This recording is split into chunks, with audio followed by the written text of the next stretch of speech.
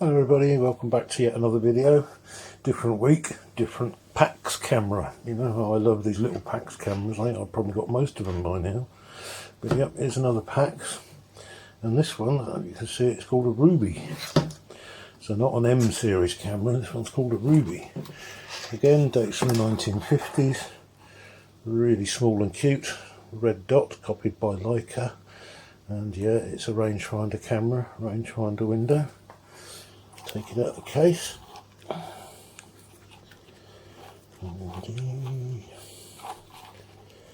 Do like these little cameras. There you go. That's it in the palm of my hand. That is, I would call it the Japanese Leica. 1950s. This one could do with a bit of a clean up. There's the top. Get that in the thing. You can see it's a little bit worse for wear on the top there. This is the focusing, so that's nice and smooth.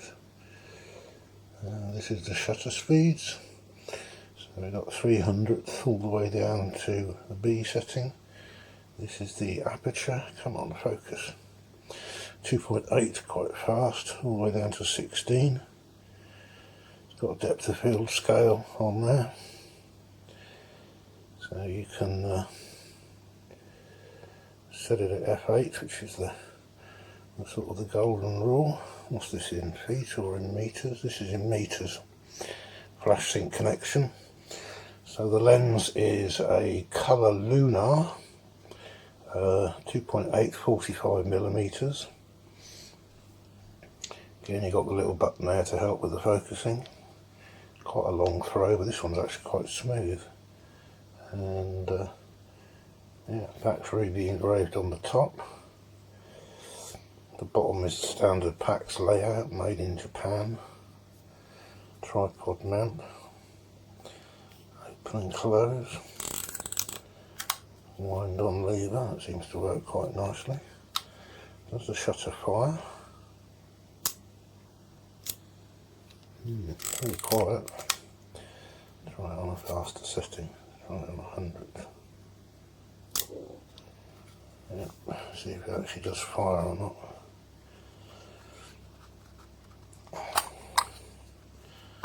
Okay, there's at the back, you can see it's all metal. Nice black finish, pressure plate. This is the inside gubbins, so we've got take-up spool, sprockets, film plane. This is obviously where your cassette for the film goes. And wind it on, set the aperture wide open. See if there's anything going on in there. Try it on B. There.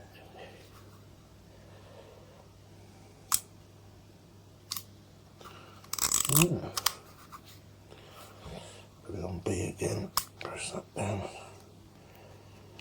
Let's try closing the aperture down. Looks pretty functional still.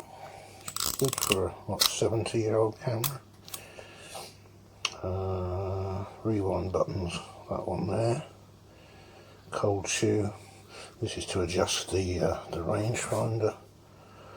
And that is about it. I'm assuming that the frame counter resets when you take the back off. There's a little. It's nothing. I'm not sure on how the frame counter resets. You'll have to try and work that one out. Film reminder tab on the top. Kind of speed film you've got in there, and very similar to all the other Paxes, to be honest. They seem to just be putting different names. We've seen PALs and we've seen M2s, 3s and 4s. But yeah, quite nice. This one I think is a lower one down the range. This seems to be plastic on here, but yeah, still very high quality. This is metal, whole body's metal. It's quite chunky, but still lightweight. But yeah, that is the shutter sound. That is very quiet, very discreet. And as usual with these, it comes with a lens hood. This is a push-on lens hood, which just slots in there. Not very securely, admittedly, but I don't think that's the right lens hood for this camera. That doesn't seem to fit into there, so I think that's probably the wrong lens hood. Right, let's load some film in it, because it looks like we've got a working camera. So load film, unscrew, I'll just turn this through 90 degrees. This is common in cameras from the 50s, the whole back comes off. And we slot our new film into there. And you'll notice on the take-up spool, there is a bit of a sprung metal here, which is where your film has to go behind.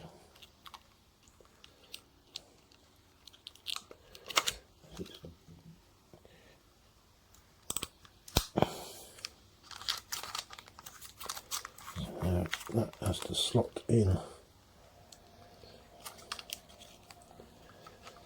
behind the spring,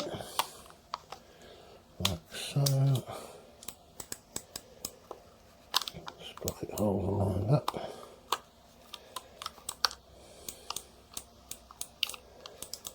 Okay. And then, you know me, I like to see if the film's going through the camera.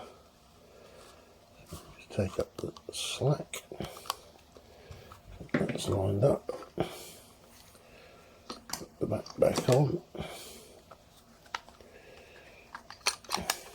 It's a clever design because you don't really need any of that light sealing foam and things. It's just close the back up, and then this should turn,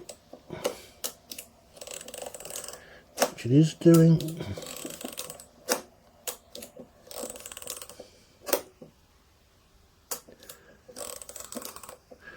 Don't think the frame counter works.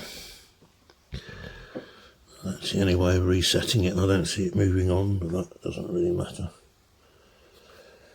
So there we go. The Pax Ruby, very similar to the other Paxes. This one is in a bit of a filthy state, but yeah, it seems to be operational, it seems to be working.